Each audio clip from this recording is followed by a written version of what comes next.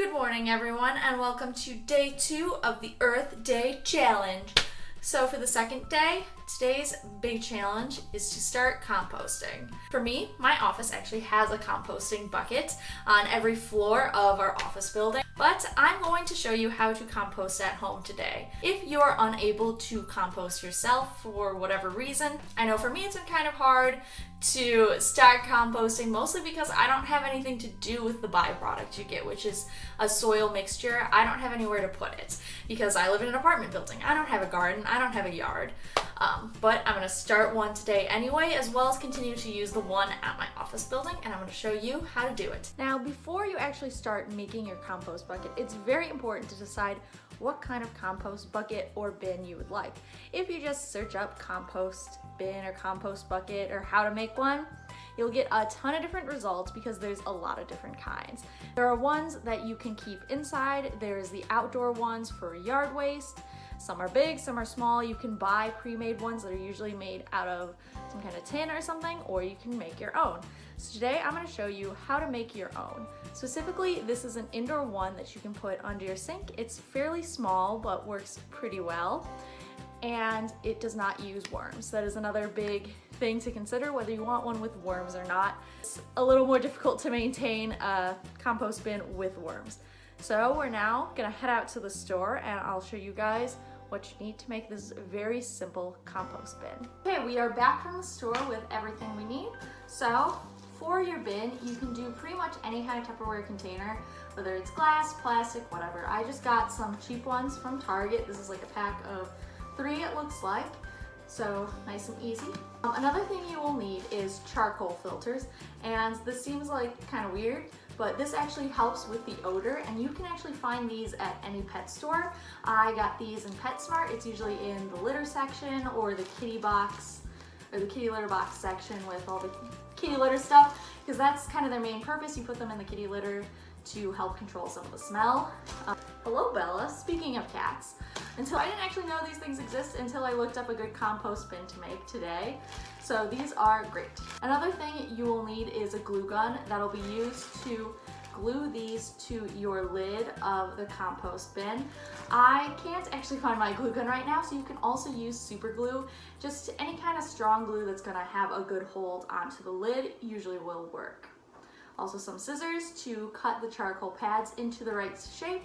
So mine are actually this rectangle, so I might have to trim a little bit at the edge to make sure they fit. Yeah.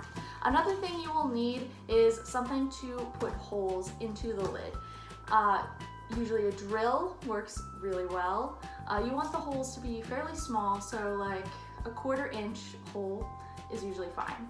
In my case, I don't actually have a drill and I was not able to get one for this, so it'll be quite a journey to try to get holes into this, but it should go well. So again, the first thing you want to do here is get holes into this. I think I'm going to use either this pair of scissors if I'm able to, or a knife to get some holes into this, and it should be fine. You don't need really big holes. They just need to be big enough to vent the system and help the composting cycle to happen. Okay, here we now have our lid with some holes in it. It was a challenge to do it with a knife, so please be very careful when you are doing this. If you can get a drill, do it with a drill. It's so much easier. Again, I was able to do it with a knife, but do not recommend doing it with a knife. But this should be just fine. You can see there's some holes in it. And now we will get our pad all measured out and glued right in. So as you can see here, you just need it big enough to cover the holes you have made. So mine will just be like that on there, and I will glue it. Then the best way to do it is just to glue around the edges and hold it firmly until it is dry and stuck in place.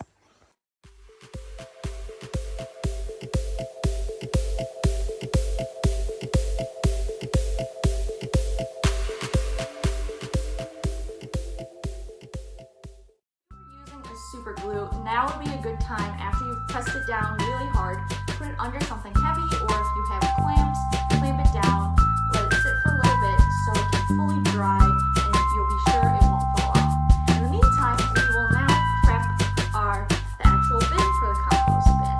So you can't just toss stuff in. It's good to have a little bit of a base.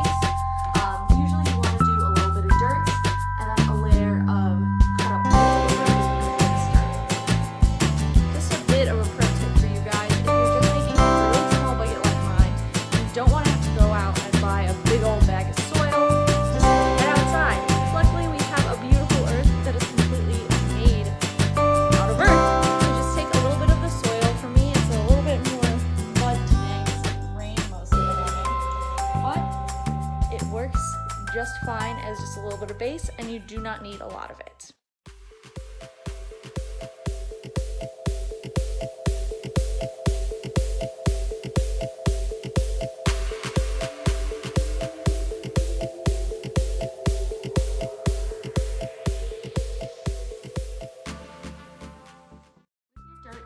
You're just going to add a little bit of newspaper on top just to help. Again, this just helps with the whole composting process. Okay, and gives you a good base before you start adding in some food. Alright, so here we go. We got a good little base going, and that's pretty much all you need. So when it comes to putting stuff into your compost bin, you can do pretty much anything that is compostable. So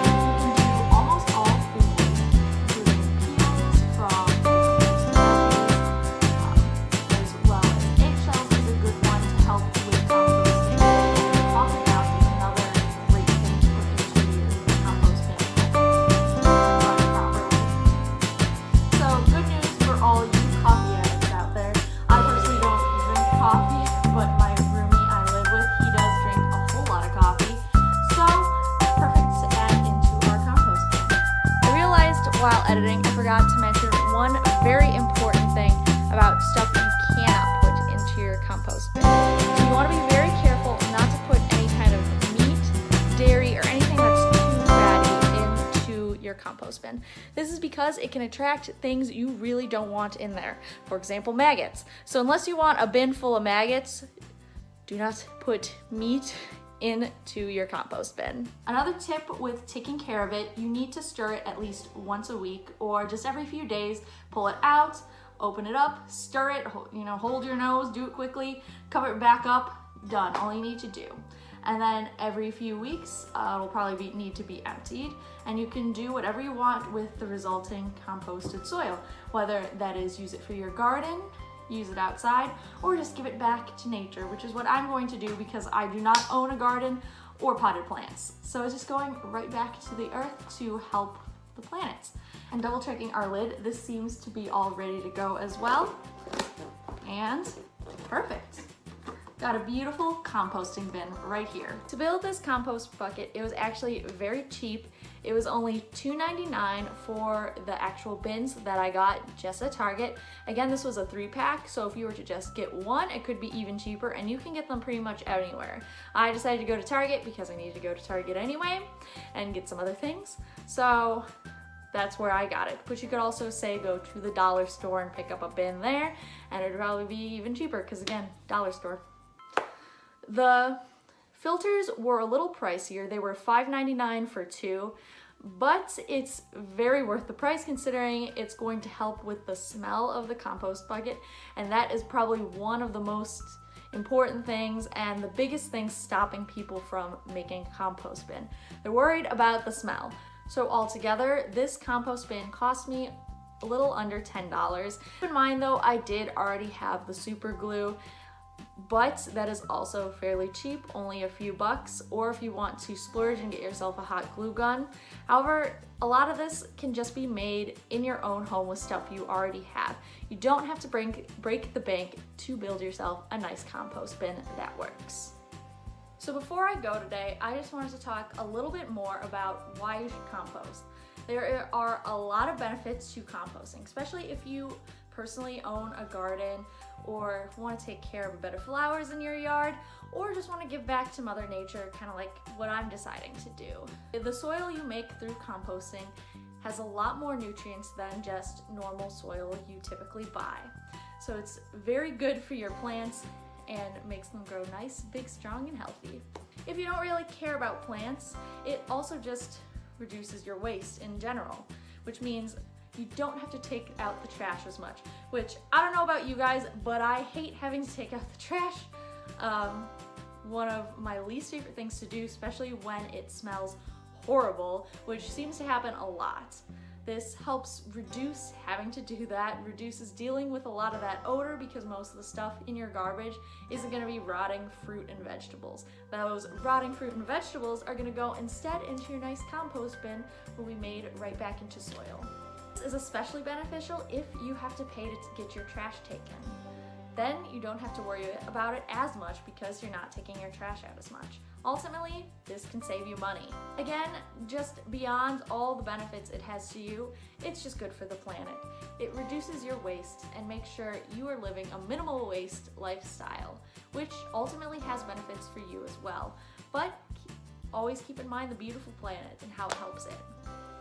So I hope you enjoyed this video today. I'll be back tomorrow for day 3 of this Earth Month challenge, but I did hope you enjoyed today and learned how to make a nice, easy compost bin. Thank you for watching. I'll see you guys next time.